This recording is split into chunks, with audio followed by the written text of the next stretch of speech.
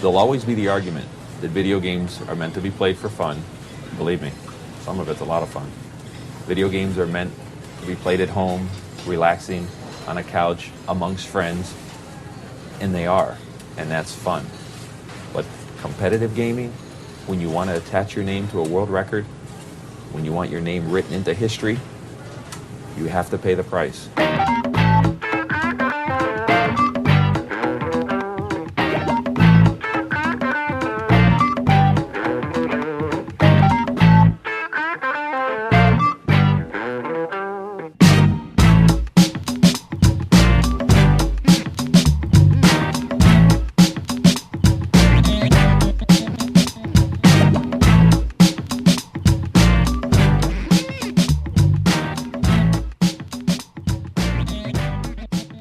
Hello and welcome to episode 56 of the Mark and Me podcast. As always, I'm your host Mark, and coming up on today's episode is a guest that I've been waiting to get on this show for almost 18 months. Anyone that's listened to Mark and Me or skipped to the end will know my love for the documentary The King of Kong. It's easily one of my favourite documentaries ever made, and everyone that I know and that I've shared it with agrees. It's absolutely outstanding. So around 18 months ago, I set out on this little project for myself, for Mark and Me, to go out there and try and get the 3 main names that feature in this documentary. I was very lucky to secure Walter Day quite early on, and this was a great interview with the head of Twin Galaxies, and for me, one of my favourite interviews that I've done. It did actually take a bit longer to get the King of Kong himself, Steve Wiebe, and that took about another 6 months of trying. But for me, I always wanted to complete this special. It always needed to be a trilogy, and that's why I set out to do it. But the final piece was Billy Mitchell. Now, this guy is an absolute legend in my opinion. He's such an established character. He's so unique. He's so different.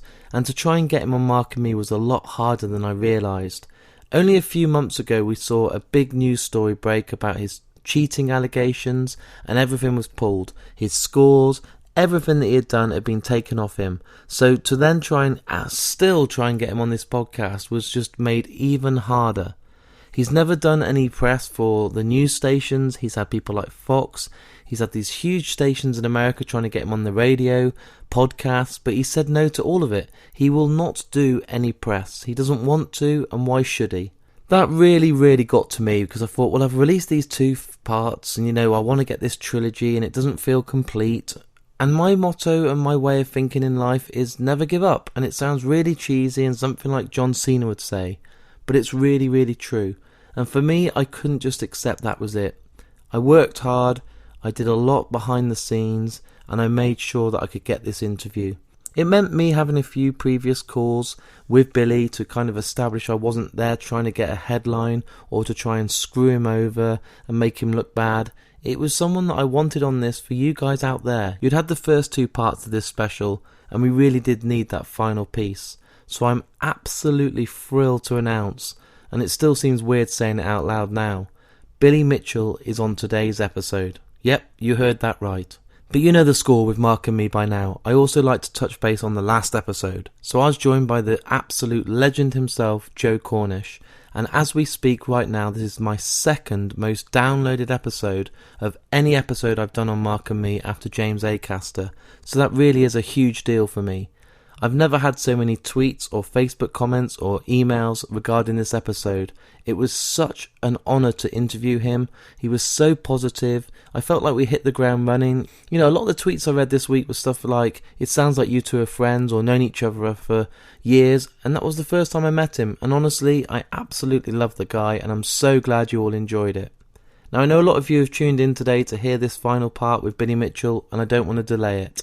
All I would say is if you haven't seen The King of Kong, please stop now.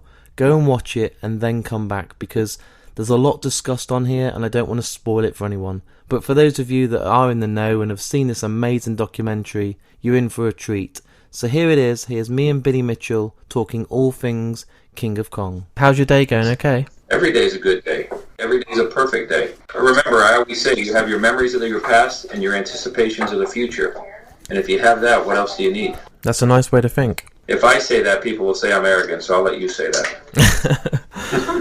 Walter said to say hello. He did really well. His interview came out really well. We talked for about an hour. I think I asked about 3 questions in the end, but it did come out well. Very good. Maybe we covered this or not, but as you can tell by the way we're stumbling and bumbling here, when I tell you that I don't really do interviews, you can see the evidence that I really don't. And not that that's a problem. It's not a problem. I mean, Walter speaks well of you, and you've been good to people, so it's always good to return that goodness. But my question to you is, I don't really know what type of interview you're looking for. And if you have a particular one you want to tell me, that's fine. Or if you just want to sort of have me have a feel for it as we go, I'll find a way.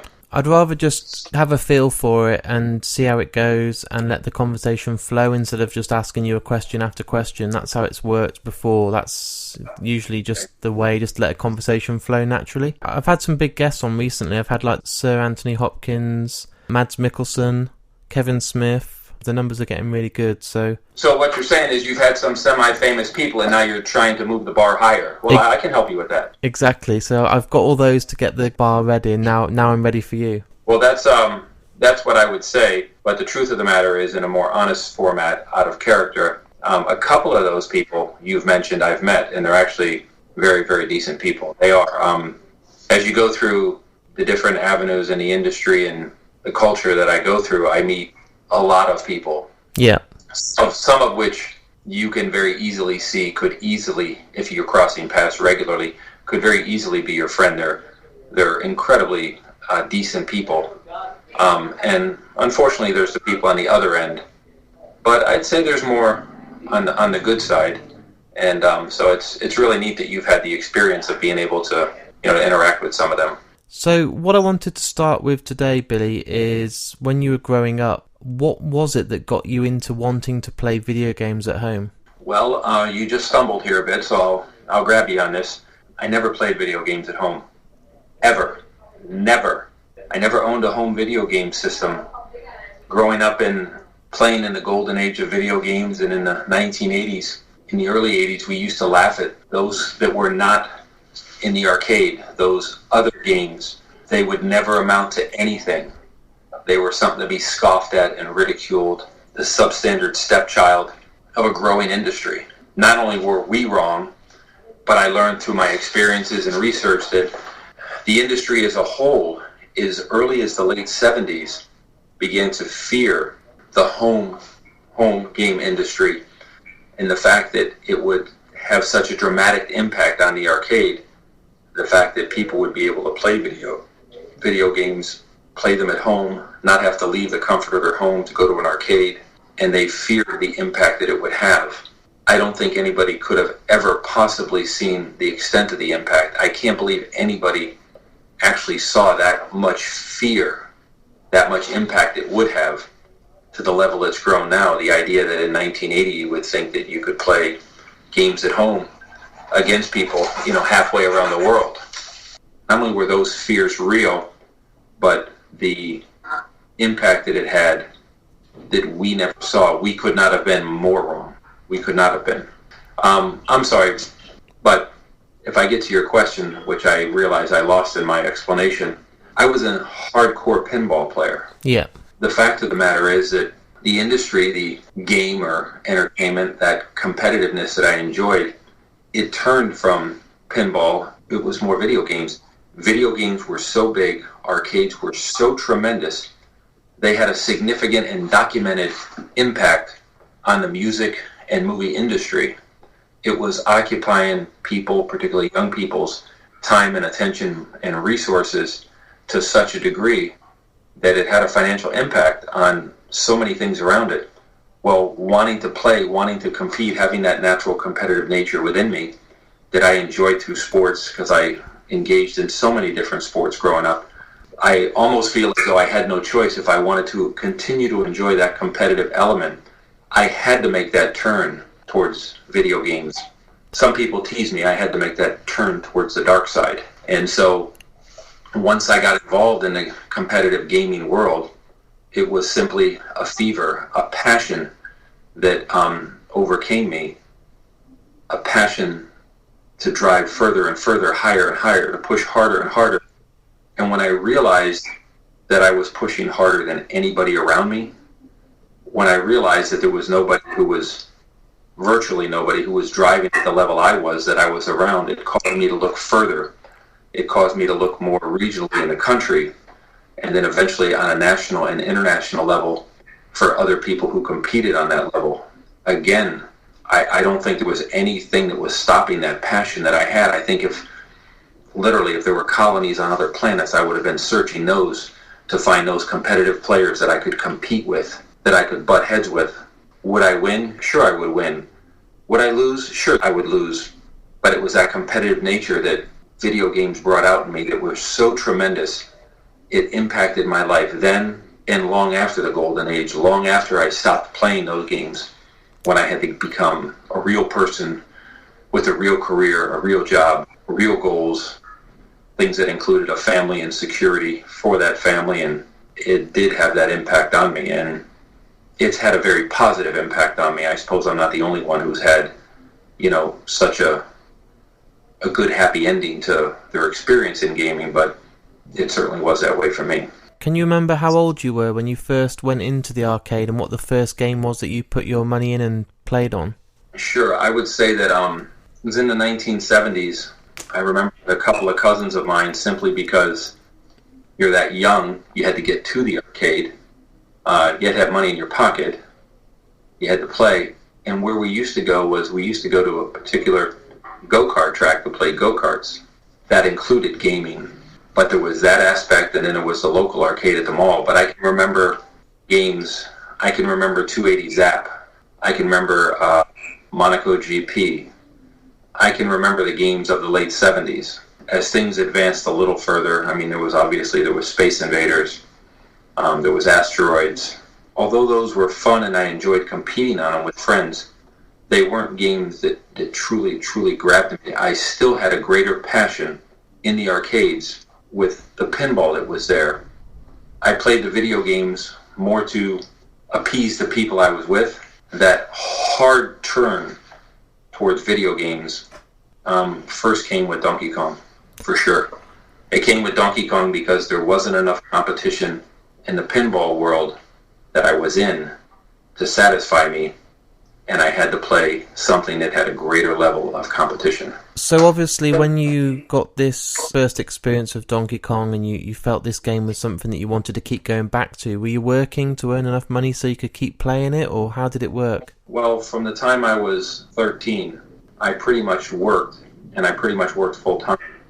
So from that point onward, I always seemed to have, enough money in my pocket, although no 13-year-old in the real world has enough money. But when you have a little bit of money in your pocket, you don't have any responsibilities, any bills, or anybody you have to hand money to, then you would probably always have enough money in your pocket. I can't recall going to the arcade saying, gee, I wish I had some more money. Yeah.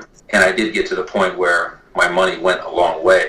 I remember strategizing my time as to when I could go to the arcade. I made it a point. I never skipped school.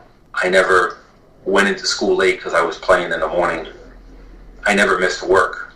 But with that being said, and I guess paying myself that small compliment, there were moments where every single minute of my life outside of that was in the arcade, because that's where it shined. That's where the fun was. That's where the satisfaction and the competition was. Did you find that Donkey Kong was the game that gave you the competition that you'd been looking for so long? Well, I tend to like games that are more methodical. Donkey Kong is a very methodical game. Yeah.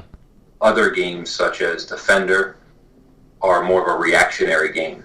Most people would tend to enjoy one or the other. I'm sure there are people who cross over both worlds. I tend to enjoy games that are more methodical. Centipede is a game that I played that was less methodical and more reactionary. But Donkey Kong was one of the games in the arcade at its time that you had a hard time, that there were so many people standing around and everybody was watching. So it was that competition that I went after. And fortunately, in different restaurants of people that I know, or my own family restaurant, I was able to get to the game more easily, and therefore spend more time not waiting behind somebody in an arcade is one factor. The other factor is, growing up here in the Fort Lauderdale area, we had the world's largest arcade. The world's largest arcade that had as many as 1,200 games, and it was 24 hours a day. There was never a time that I had to wait for a Donkey Kong. There were times where there were 20 Donkey Kongs in a row lined up along the wall. There were times where between Pac-Man, Miss Pac-Man, Junior Pac-Man, what I call the Pac-Man derivatives, there were over 100 of them in the arcade at one time. Wow. So that was obviously an advantage that I enjoyed. But going back to your question of Donkey Kong, yes, I began playing, and as I was playing, there were a couple of people, one guy in school, who basically had higher scores than me. And I was so aggravated within myself.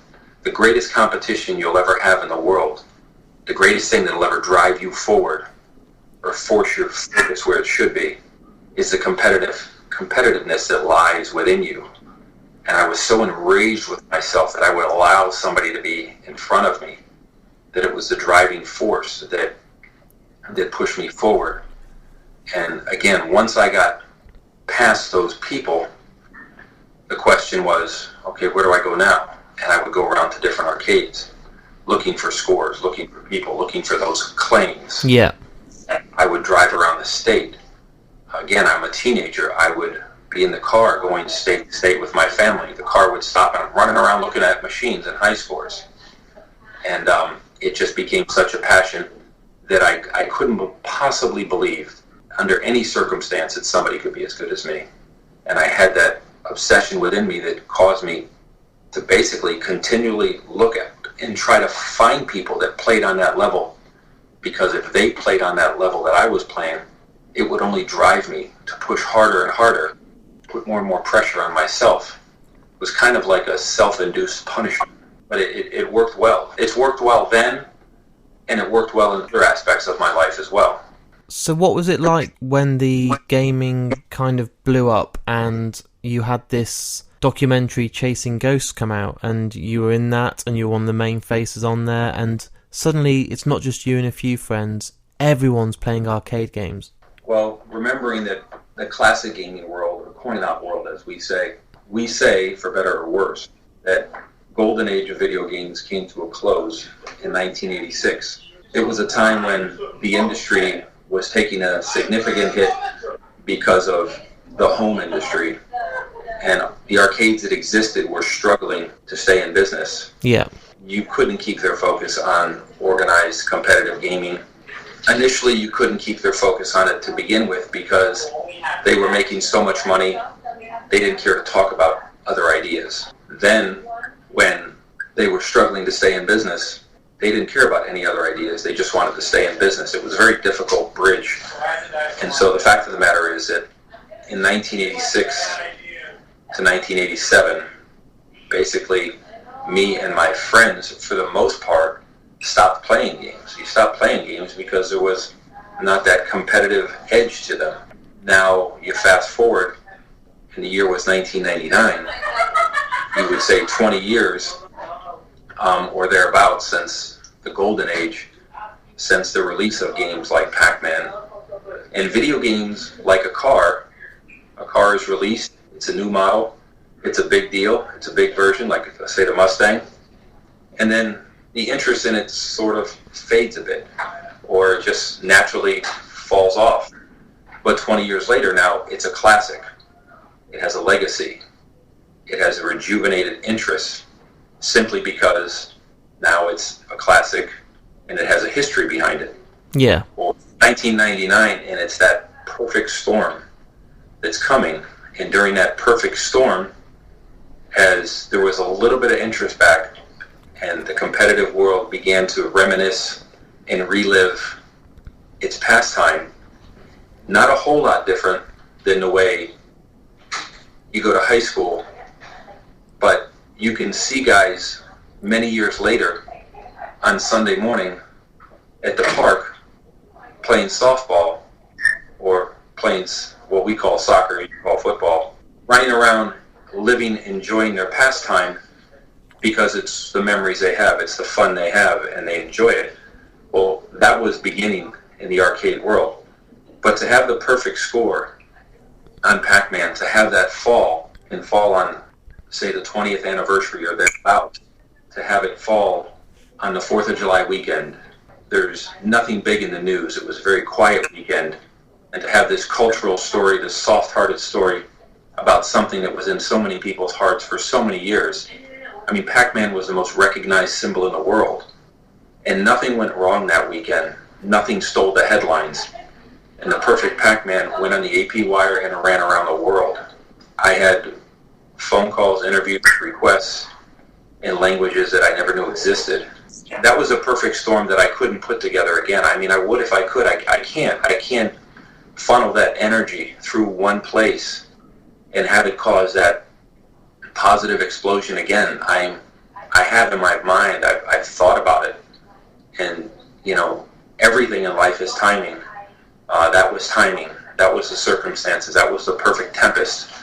And so, but because of that, because of the events that followed with me in Japan, it was Masaya Nakamura that many, certainly myself, would call the godfather of video games, who had me on stage, and he predicted. He said that the achievement here and what you've done, he says, will spark a renewed interest in classic gaming. And with all respect to him, I didn't give that a lot of thought. I was very flattered, and I appreciated the thought very much. And when I came back to the U.S., it wasn't long at all. And suddenly there were camera crews following us, and they were all chasing this history, this legacy, this story about our past and where it was and where it's been brought today and where would it go in the future. I think at one time there was about 7 or 8 camera crews following us. Most of them were small, and there were 2 larger groups that basically had the other ones outgunned. And eventually those many groups narrowed down to just a small amount of groups, and it was those small amount of groups that actually were able to make headlines with their films and get them into film festivals, one of which, as you say, was Chasing Ghosts. And you would think the story ends there. No, those initial films simply caused more people to look at it and more people to take an angle or want to begin filming, you know, so much of this story and this history and the fun that goes along with it. They haven't had the same splash as the initial ones, but they're ongoing. They're going all the time. I get spoken to and requests on a very regular basis about them, some of which are being put together by people I know, friends, people that I will help try to push or promote their film. I could have never, in my wildest dreams, looked at the situation from back in the early 80s to see that it would come to this point. What was it like being part of it then? So kind of living it and being there, and you couldn't have been prepared for it mentally because it just blew up, didn't it? You're 100% correct. As you say, you couldn't be prepared for it. There was a group of us that were there at that first gathering in November 1982, the first gathering, you know, what they called the first group of esports players. And it was in November of 1982, and it was in front of the cameras of Life magazine. And I'm often asked, there were those, was there 16 people there? What's the difference? Why did things happen differently than for me? I struggle to find the right answer, but one answer that I can give you for sure is those people who were there, they had fun. We shared all of our experiences. We basically shared our secrets. But for the most part, the guys in that group, they had their fun. They made history. They were part of that ignition that lit the engine that drove competitive gaming to where it became. But for the most part, they left there and they went home. I didn't. When I was there, I wanted to know what was next and what was next and what was next. And I was just forever driven at the fact that whatever was coming, I was going to be there. I wasn't going to miss anything. You can't get lucky if you don't put your money down. You know, my line is, I was always there when the wheel went round. If you're not there to bet on the wheel when it's going around, you can't win. So I don't know that what I did was so right, but I know that if they wanted, or if they were to achieve or have the good fortune I had, what they did was wrong. You're going to fail 100 to 110% of the time that you're not there to compete. And for the most part, the other guys weren't there. And the idea that they went home, their life and went back to a different avenue they chose to take is 100% respected. 100%. So that's the reason why, all those guys in those pictures, and the question is, why you, Billy? Was it based upon gaming ability? Well, I guess we were all there based upon gaming ability. Yeah. But was it because you were the best, Billy? No. If I were to pay myself a compliment, I was probably more determined than anyone else. And if I had to pay myself a compliment, if I was able to look in the crystal ball, I would say that I was willing to do what many others simply weren't willing to do. There are a lot of people today outside of that original group that they want to have all of the satisfaction, the fun and experiences that we're talking about, and they sit at their keyboard, and that's where they are. And you're never, ever, ever going to get that success, that fun, that recognition, that notoriety, okay, or that experience if you don't step out and step into the ring. I don't even mean the ring of competitive gaming. So very little of what I do is actually gaming right now. But to go out and participate and to push and to advocate and be a part of the hobby, push it forward and enhance its future, even through the glorification of other players, is what we mostly do, and it's where we get most of our success. And I realized how important that was when I was on stage in Japan, and afterwards I sat in the executive offices with Masaya Nakamura.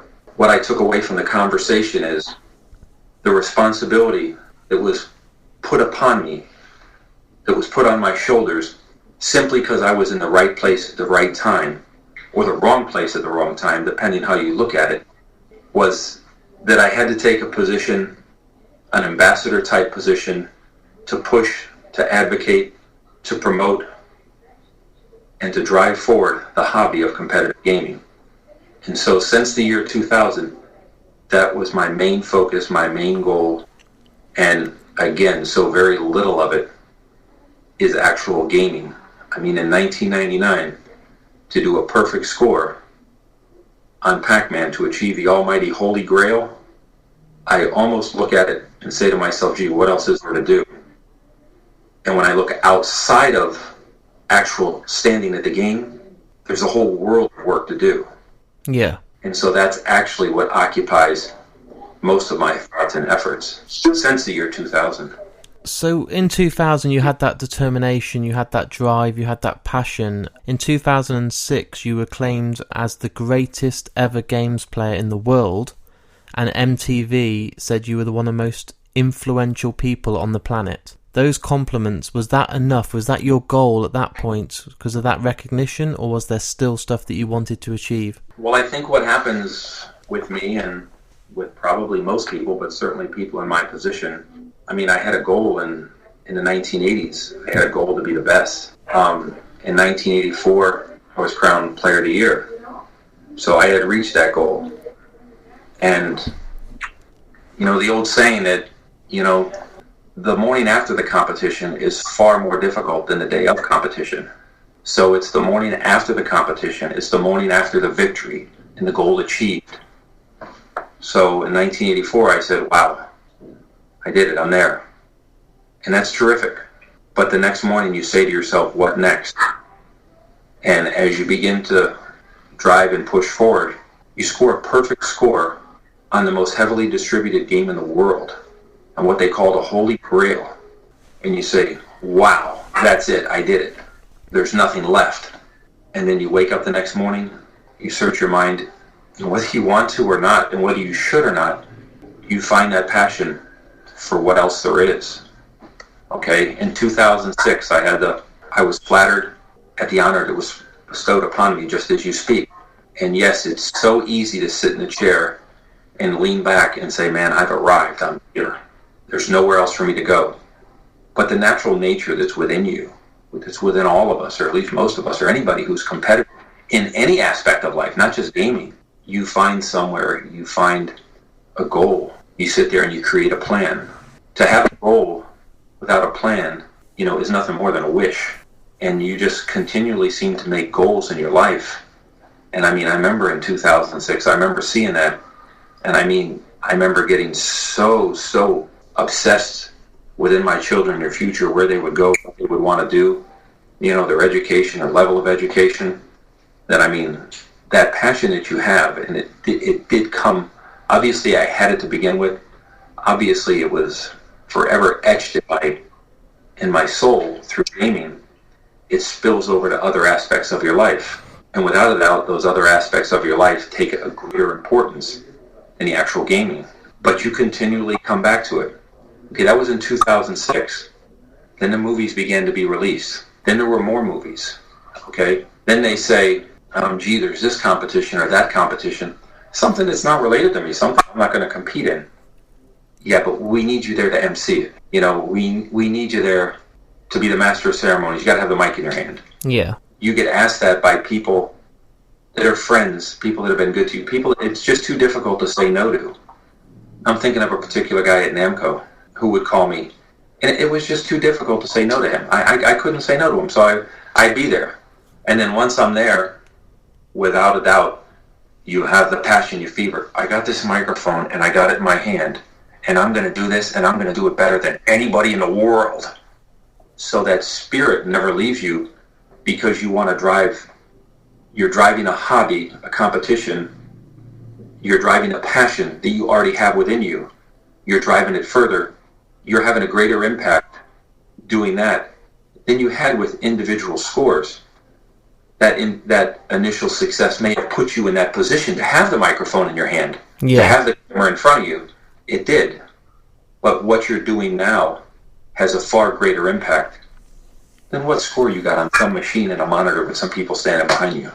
Are you this driven and this kind of motivated in everything you do? Are you kind of competitive in everyday activities? Because you seem to be, you know, just having that microphone, that power and that drive. Is it with everything? Is it being a father? Is it being a husband? Is it being a business manager? Is it in everything you do you want to be the best? Absolutely, 110%. For example, my kids go to school. It wasn't good enough they go to school.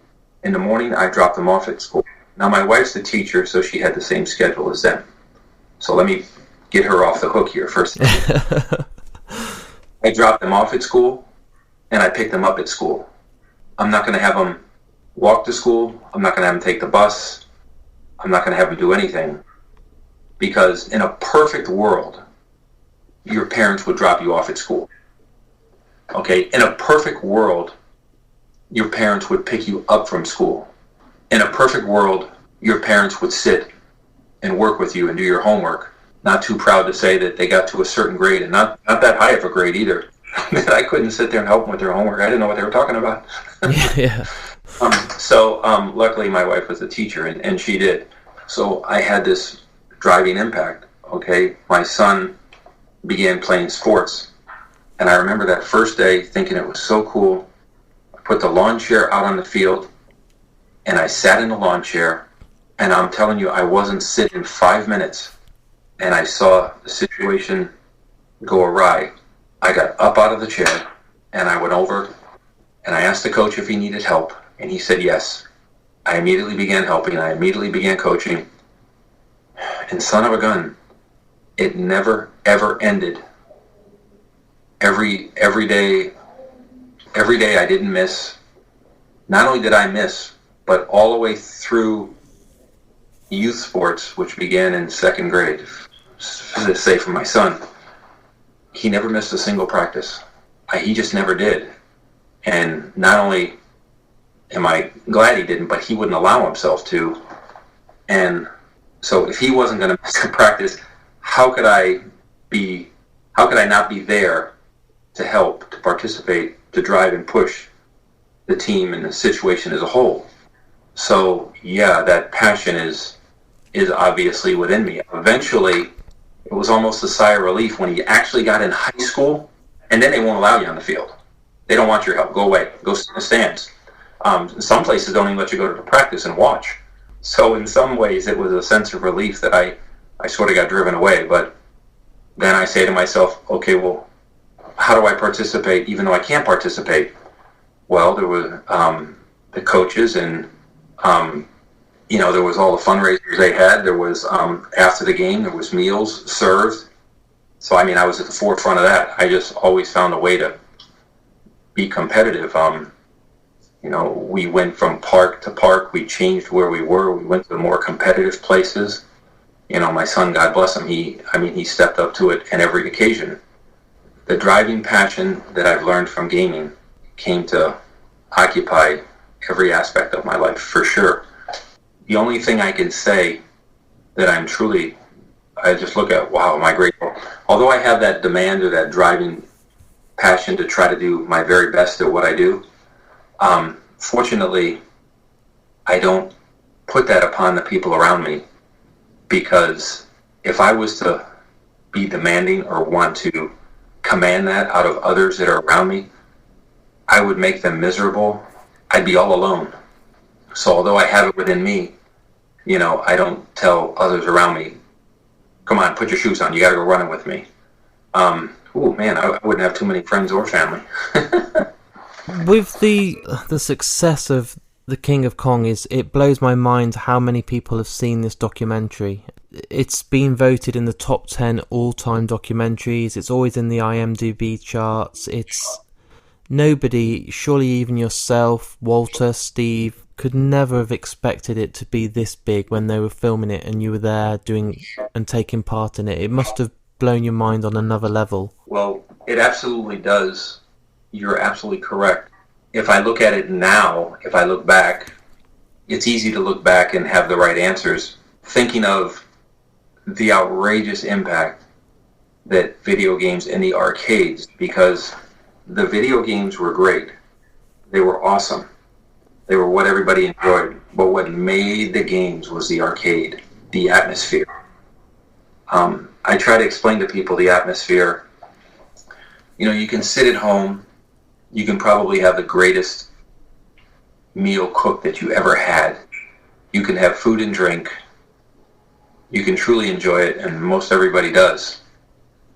But there's also that aspect or that atmosphere where you want to go out, you want to be amongst the people you like or the people you love, your loved ones and friends, and you want to sit and enjoy and be in that spectrum or that arena, and you want to enjoy that, which is already available at home. It's easy for me to say to somebody who's too young to know. I say you have no idea the impact they had.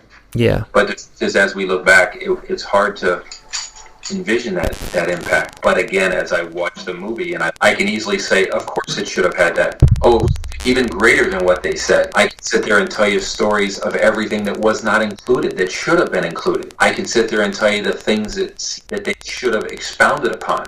Even you, who've done the research, you cannot get a full grasp of the situation as a whole or how it got here. You just can't, with all respect to you, and I mean that. I wanted to know, when was the first time you watched it back? I've never watched it. Never all the way through? Never all the way through. On my soul. And present the polygraph. I'm happy to take it. So all these people have talked about it. It's been in the news. It's been on every internet page around. It's been voted the top documentary, but you've never watched it back. I've never watched it back. It doesn't mean I don't know all about it. I experienced it. I lived it. I lived all of it, including that which is on the cutting room floor that you've never seen. I've obviously seen photos, clips. Somebody sends me something in an email saying, hey, look what showed up here, and I click on it, and it's a 10-second segment of something odd from the movie. I've seen all of that. But to sit down and watch it through, no, I haven't done that. I haven't even done close to that. As a matter of fact, I've been at venues where they're doing that, and you're meeting people, and you're saying hi, and you're talking to people, you're doing interviews or quick interviews with people like yourself while the movie's playing inside or in the theater. Yeah. And it's not that that's true with King of Kong. That's true with any film that I've done. I don't feel a need to do it, and I actually don't want to do it. I was told early on by people that I respect tremendously. I'm thinking of an individual in particular, and one who was very, very good to my son. He said to me, he was an extremely accomplished athlete, and he told me, he says, you don't want to read the articles about you. He says, no matter how flattering or successful they are, he said, they'll make you feel complacent. They'll make you feel as though you've arrived. They'll make you feel as though the work is done. He says, they'll actually steal some of your energy. And he says, someday when you're an old man, you can have fun, you can reminisce. I'm not the only one who feels this way. There are a number of people that I've come to meet in the circles. See, the one I'll pick on, Jim Carrey. He's never watched anything that he's in. He's the one that gave me the line, why should I watch it? I lived it. So I've just never felt the need to. That is the right answer. That's the correct answer. It's the honest answer. But I'll give you a little bit of dirt. I am far too anal in my thinking. Things absolutely drive me nuts. I always laugh. I tell people, I see things and I hear things that you don't. And I don't mean I'm from another planet. But I'll sit there and I'll watch something and I see what's wrong. I'll say, yeah, I said that, but I said that before over there referring to this. Hollywood has a level of creativity, of element. It has to be entertaining or it won't stop. And you won't get to see anything because it won't make money. Yeah. And so I sit there and I guess it's one of my strengths and it's also one of my weaknesses that I sit there and I easily critique things. I easily break them down, and I see the strengths, but I see the weaknesses too. I'll meet you there. We're in London, and we're going to go into a restaurant. We're going to walk into a restaurant, and when you open the door, you won't notice it, but I'll notice it. The door's not on the hinges right. That door squeaks. Nobody else heard it squeak, but I did. I'll look in the restaurant, and I'll say, wow, they're short-handed here. It's not always fun toying with its insight. Again, it's not always a strength. It's a weakness. And so I also think that I don't necessarily need to see some of these things, some of these films or some things that I do, because in some ways the way that I critique things, it would steal the fun. It would. They're nothing but fun. And I guess it would steal the fun. But again, the first answer I gave you is also a very, very true answer.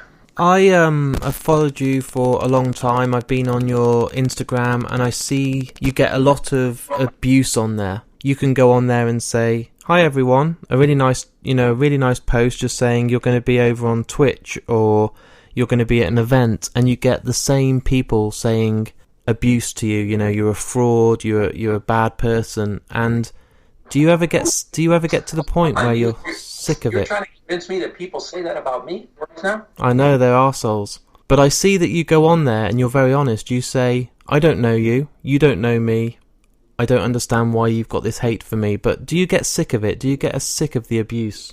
Well, let's start at the beginning. When things first came to be, like in the movie, I'll give you we'll start with the easy part first. I've never had a negative encounter face-to-face. Never. That's good. Well, there's something different from being behind the keyboard than to being in front of somebody. That doesn't mean I haven't had hard, honest questions that I welcome very, very well, because I'll answer anything, because I have had those. And I've had phone calls. Somehow somebody just gets through to me. And that's not often, but it happens. But boy, in those early days, those emails came, and they were some of the most vile things you've ever heard. If I was in a room in a fraternity house with a bunch of drunk fraternity guys, there are some messages that were so vile I wouldn't even read it to them. But as time went on, it flipped so much. I almost never get any more. Now, recently we've had some fun that's kind of humorous with controversy that has caused some more, like you're saying. But I think that, I'm sorry to say, I think that I enjoy the competition of this. For example, I guess it's part of competitive nature. Someone will say to me something, boy, what a nasty, arrogant son of a gun you are. And I'll say, they'll talk about how somebody came into a restaurant and I didn't even go out and see him. I wouldn't even go in the restaurant. I'm thinking of this one guy in particular. And I says, are you kidding me? And I go, you saw it on the screen, so you've drawn that conclusion of me. Do you think that when Arnold Schwarzenegger when he's not making a movie, he goes out in the street and just starts shooting people? Is that what you think? I mean, I guess I have a level of fun with it. And I say to somebody, I says to one guy, I go, let me ask you something. I go, do you really think, here's a good example. Do you really think I answer the phone at home? World Record Headquarters, can I help you? And I get a little bit of silence, and I'll say, let me give you a hint. I don't have a home phone. They had to bring the phone in so we could film that. And you usually get silence. Or when anybody runs out of an educated answer, you'll get a personal insult, because that's all they have left. So I have a lot of fun with that. And the truth is on my side, and I recognize the fact that you take 99.9% of the people that watch a film and they have a very normal reaction. It's exciting or it's boring. It's interesting or it's dull.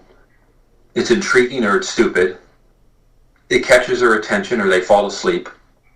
But you get the people on the fringe. That is some of the most unbelievable thing you can make a movie about. I had saved voicemails that I've played late night in an adults only atmosphere that absolutely stole the show. I had one show that I used to do with a guy, and he used to beg me to do it, and the answer was yes, because he was a good guy. But he did it at the end of his show because it was the highlight of every show, and it was called Hate Mail with Billy Mitchell.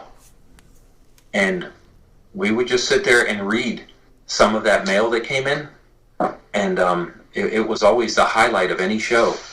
And it's just hard to believe that certain people go there or believe that. And again, it's a life lesson, because before, when I was younger and dumber, I had a certain thought pattern, and I very easily see now on TV and culture today, I see how politicians get elected. I see how things are skewed. It's obviously made me a lot smarter person, but I wasn't always smarter. I didn't always see things clearly. But going back to your point, because I don't just want to softball it and run away from what you said, there are some people you can't reach. There are some people who just see it and it just doesn't have an impact on them. It's entertainment. There are some people who have these questions, and I give the answers, some of which I gave you, that they kind of look at the situation and say, oh, yeah, well, they kind of got caught up in the emotion of it a little too much, and now they see it clearly. But there's some people, no matter what you do, no matter what, they will never, ever, ever give an inch. Will never, ever say, oh, I didn't realize that. Never. If I fed everybody in the world, if there was no more hunger, they would say the food I gave them didn't taste good. Yeah. There's some people you can't reach, and if you sit there trying to reach them, then you'll only aggravate yourself. If you ignore them, I don't know, I suppose you could ignore them, but instead I tend to engage them in a positive way, and I see which ones are at least pulled to a healthy conversation. They don't have to agree.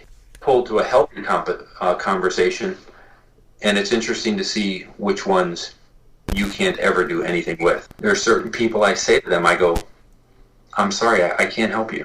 I wish I could. I can't help you. When someone thinks that I answered a phone at home World Record Headquarters, I can't help them. Okay? If the phone company came out with a statement and said he's never had a home phone, they would say that I ran a long line from the neighbor's house so that I'd have my own phone. They would just... there's nothing I can do to help those people. There's people that are unhappy, that are filled with their own lack of self-fulfillment. There's people who have different emotional problems. There's some people that have mental illness. God bless them. I hope the best for them. I truly do. There's people who don't leave their keyboard, and I don't truly know what it is they want, or they want to be worshipped from behind the keyboard, and that's just never, ever going to happen. Maybe it could happen for a writer, I suppose, but even those writers that are so incredibly successful, they tend to engage the public. And I've actually invited people that were people of a level of disdain, and I've invited them to events. Most of the time, you just get ignored. I ain't going there, you're trying to trick me. Oh, yo, you can't make me do it. Oh, you just want to try to take advantage of me. But I've had a few that have come out to events and joined, and I went out of my way to make sure that they engaged, and we engaged with them, and we actually had fun, and they had fun, and they came away with a different perspective. Again, those are people you can reach. But there's some people you're just never going to reach. They have a level of hatred or a level of anger or a level of crybabiness. And I always say to people, I say, I can't help those people. Only God can help them. And I hope he does. That's a great answer, and I'm hoping this podcast itself paints a different light for people that have only seen the documentary. Well, I always tell people that someone like yourself, you'll say that was a very nice answer, and I'll say, well, don't tell anyone I was nice. It would be bad for me. I make my living on the other side. Yeah. So, or someone will come up and they'll say, oh God, I saw the movie. It was so awesome. And I'll say, well, only believe the bad stuff. The good stuff they edit in to try to make me look human. Again, if you can't laugh with it and you can't laugh at yourself, you're in trouble. And I have to laugh, including laugh at myself, for a lot of the silliness we do, because it makes life a lot more bearable. Earlier on in the year, in February, when your scores were removed from Twin Galaxies... Okay, well, they were questioned in February. Yeah. They were removed in April. So once they were removed, your name, and I don't know if you go on the internet and read much, because if you're not watching the documentaries you might avoid it, but your name was everywhere. Every news site I went on, every entertainment page. Did you try and avoid it all? Get your head down and just avoid it? Because it was everywhere. Every page I clicked on that day was you. You're right, it was. Because I make news. Because I'm where the hits come from. I'm the one that makes a difference, for better or worse. And the fact of the matter is, I knew in advance some of what was coming, because somebody who was very good to me and helpful to me, who had advanced knowledge of things, were sharing them with me. So as far as in the media to prepare for that, no, I wasn't doing that at all. On the legal aspect, I was very much doing that. But as I have said in the past, I didn't express any level of bitterness, because you can't let people change who you are. Whether anybody on the other side, whether they like it or not. I did those scores back then, and I've done those scores now. Okay, I provided an outrageous avenue for certain people. For example, I'll challenge you here, Mr. Mark. I want you to tell me who else was on the cover page of Variety.com twice in 1 week. I don't know anybody, and not that I aspire to be on there, but I knew in advance that whatever happened, because word got to me from otherwise good people, what was going to be here. What I figured would happen, and did happen, is a press release was put out, and it was sent to a friend at Variety, who put it on their front page, and then so many, I don't want to say every single one, but almost every publication that does not have journalists anymore, copy, paste, copy, paste, copy, paste. I told you in an earlier phone call, I don't do interviews. Again, you come from a friend, and you were good to them, so the answer was yes. So when I say I don't do interviews, that's almost true. For example, I had somebody show up at my mom and dad's house. I was out of town. So they showed up at my mom and dad's house thinking it was my house. And they got my mom and dad there. And I was out of town. And there was a bunch of silly conversation that took my mom and dad off guard, as in their senior years that they are. And so when I got back in town, I returned the lady's call, and maybe I returned her call to give her a piece of my mind for going to my mom and dad's, which I ultimately did not give her a piece of my mind. But she goes, would you like to talk about this? You want to give a comment? And I said, you took an article, you cut and pasted and printed it. I gave her half a dozen questions. Did you investigate this? No. That? No. This person? No. That person? No. This witness? That person? No. And I said, you copied, and you paste. And you want me to give you a couple one-liners that'll really drive the story. And she was just silent. And I says, now you ask me if I want to talk about it. You already printed it and you put it on the front page of your newspaper. And she says, well, we could do another story. She said that then.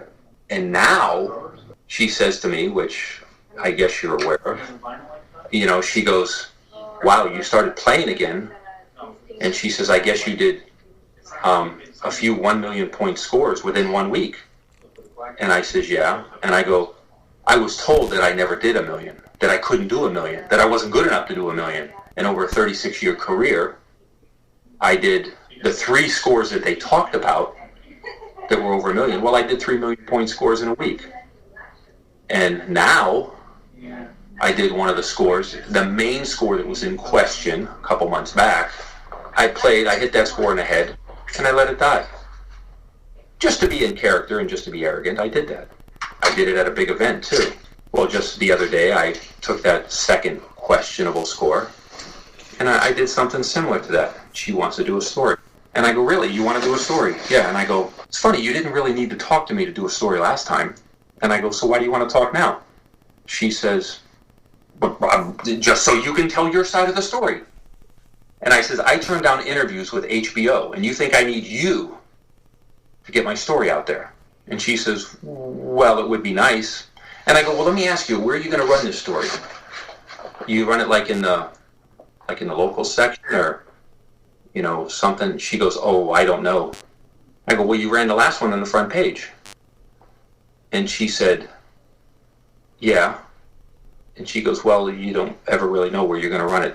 I go, well, you ran the last one on the front page. Why wouldn't you run this one on the front page? I go, I think you should. And she said, well, we don't really let people tell us where we're going to run the story. I says, you're right. I says, you don't have to let people tell you where to run your story or what page you have to put it on. But I don't have to give you the story. And the fact is, if I'm going to give you the story, you're going to put it on the front page or you don't get the story. Yes, that's me. That's the arrogant me that you treated incorrectly before. Yeah. You didn't investigate.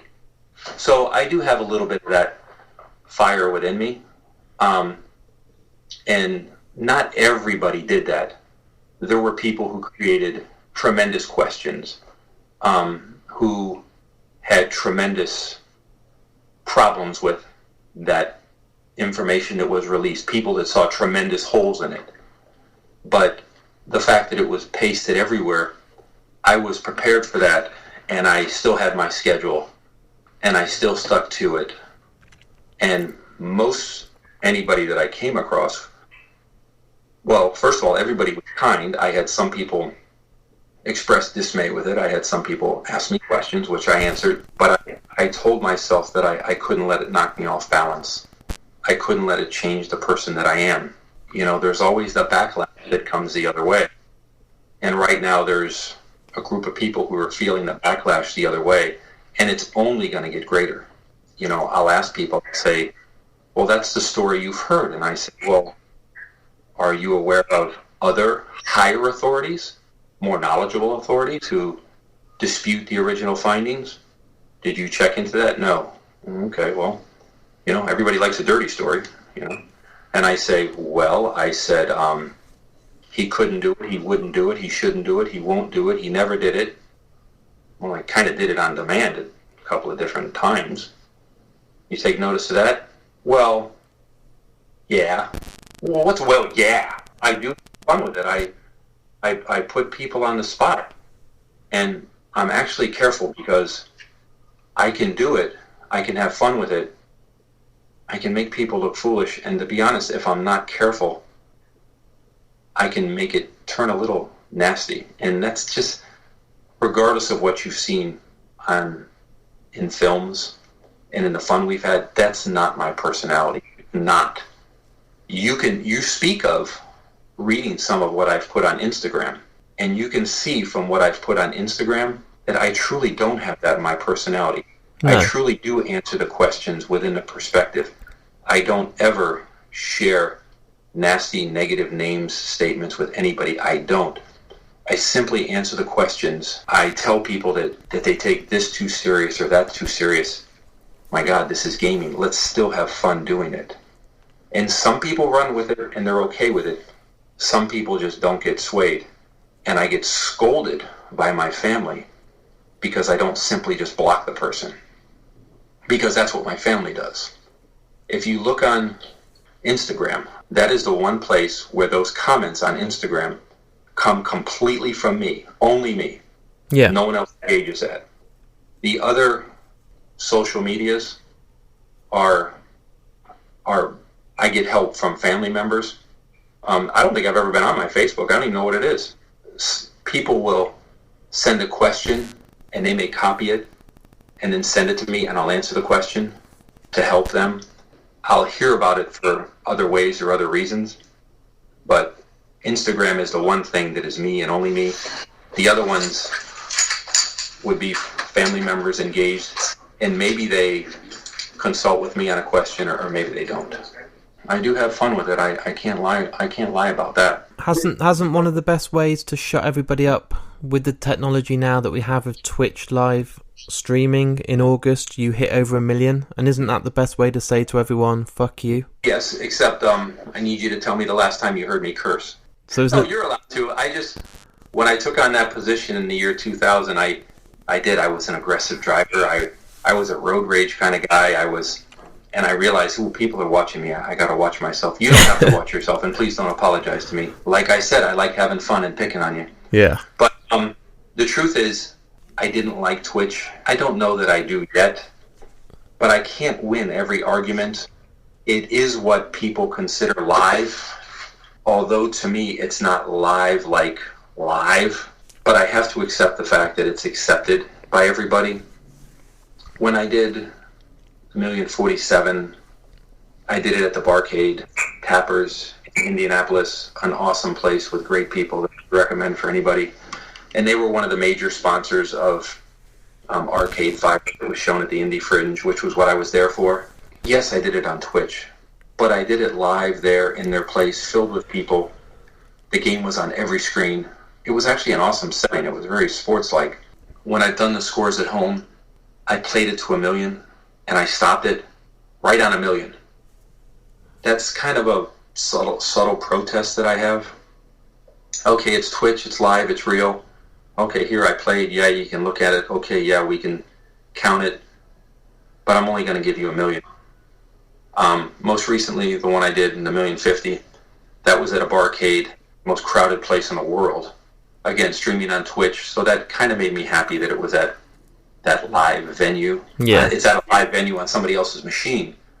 Because regardless of what you've ever seen on any forum or in any movie, I have never, ever submitted any score, ever, that was not a live performance. Ever. And so this is my way of kind of sticking to that, but I also have to change with the times. I can't tell the whole world they have to mold my way.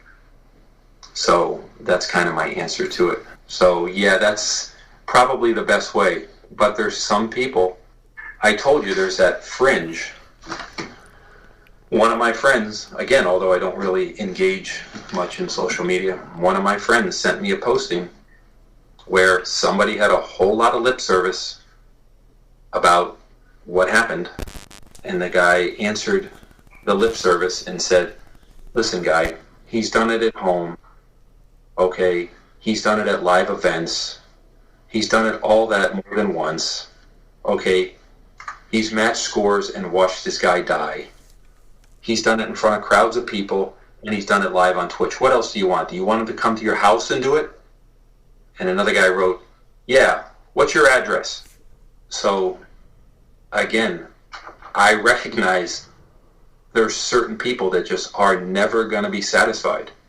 And it has nothing to do with me, and it has nothing to do with video games. If there wasn't a Billy Mitchell and if there wasn't a video game, those people would still struggle with those issues in different aspects of their life. There's nothing I can do to help those people. If I could, I would. I have to let that go. Does it You went way back a couple of questions. Does it make you pissy what happened, is basically what you asked. Yeah. I guess in different ways it does. But if I allow it to consume me, I wouldn't be the same person. I wouldn't have the same happiness if I'd carry that baggage with me. I'd carry it with me here. I'd have it with you. I'd have it at home. And I can't do that. You know, I still go, I still engage, I still interact with the kids and the charities and the things that I'm involved in, the things that make me sleep warm and fuzzy at night. And I can't allow the crybabies of the world. They've existed long before these past few months. They existed before the King of Kong. They existed long before video games. There's nothing for me to be able to do about that. If I find that gold nugget, if I find that answer, I'll certainly execute it. I don't know what it is. And if you know what it is, tell me. I wish I did. I'd be a millionaire. I really appreciate your time today, Billy. You're not going to like me saying this, but you are a really nice guy. And I know, don't spread any rumors like that. You are a nice guy, and I hope people listening hear the other side, that they don't listen to all these stupid pages on the internet and you're the biggest villain ever and you're Darth Vader, because you're just a nice guy. Well, you have to, if I could draw a parallel, sometimes I draw parallels, I get in trouble. I don't think what we're discussing here with the reactions of different people, I don't think it's ever going to go away. And I don't mean now, I mean in all of history and with nothing to do with me or with video games. I don't think it's ever going to go away. You know, I had somebody explain it to me.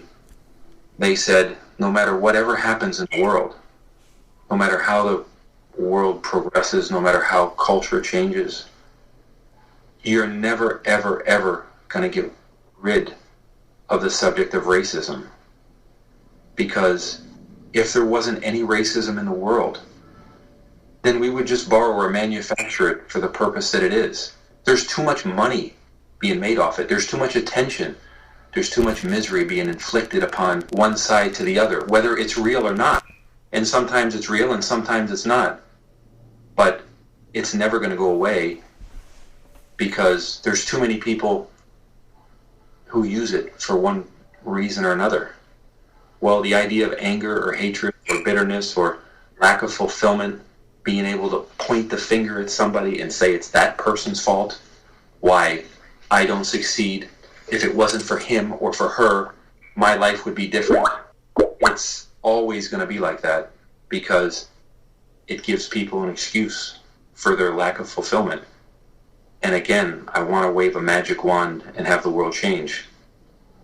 When I get the magic wand, I'll let you know, but I just have to accept it, and all I can do is take care of my own corner of the world. So there it is. There's my interview with me and Billy Mitchell. Something I was actually concerned would never be said, because I did feel defeated, but also in the same breath, you know, I was never going to try and just throw in the towel and think that's it. So there it is, and I'm so glad he came on the podcast, and he's such a great guy. And I'm hoping that, you know, I've only shared this episode with one person before releasing it, and they turned around to me and said they see him in a completely different light now. And that's great. And I think we got the real Billy Mitchell on this episode, and I'm really, really grateful for him, you know, coming on this episode and giving me a world exclusive, because there's no other podcast in the world right now that have him on. There's no news station with him. Yeah, there's some websites that, like he said, do the copy and paste articles, but no one has actually been able to get it from him himself until now, and I feel very honoured that I'm the one to give that to you all. I want to say a big thank you to Walter, who helped make this happen. A huge, huge thank you to Billy Mitchell. And again, all you guys out there for listening and tuning in, because without you, I wouldn't have a podcast, and it's your support and your love and all those listens and downloads that gives me the drive and passion to want to keep on going. In the meantime, what I do ask is that you go on markandme.com. On there's my Twitter, my Facebook, my Instagram, my email, and most important at the moment, my Patreon. On there's a lot of chances to win some great prizes, but also for as little as sort of 70p a month, which is nothing, and you're getting an episode a week at the moment. It just gives me that chance to travel, to get places, to host the podcast, and it really does make a difference. So even if you think, oh, it's only 70p, those 70p's adds up, and that gives me a lot more chance and scope to give you a lot more material. So thank you to everyone that is on my Patreon, and thank you to anyone that listens now and signs up. I am going to have an episode out in a week. I've got a backlog of about 12 episodes now, so they're going to be weekly for a few months. And I just want to say thank you for tuning in today. And as you can hear, my voice is going. I'm quite struggling at the moment. There's a annoying throat infection I've got, and I just want to try and get rid of it with such a busy work schedule at the moment. But yeah, thanks for tuning in, and I'll speak to you all again in a week's time. Time to play the game. Time to play the game.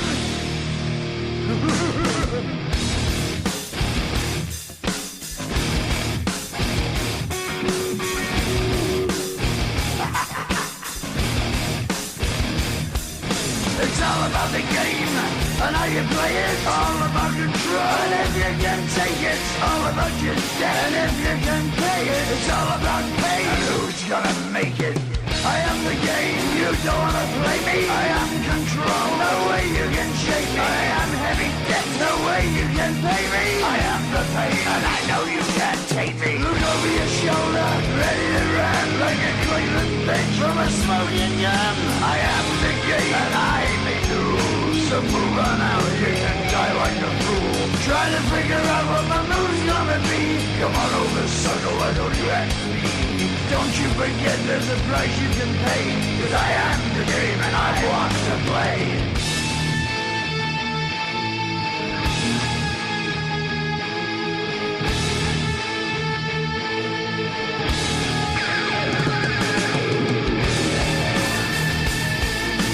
Time to play the game.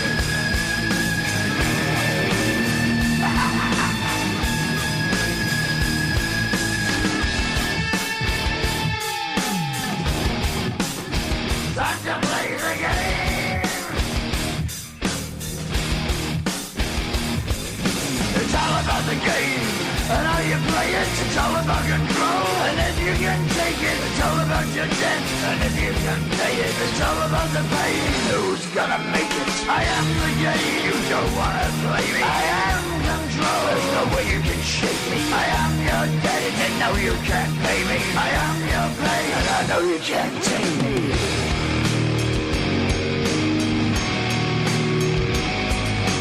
Play the game, you're gonna be the same. You're gonna change your name, you're gonna die in flames.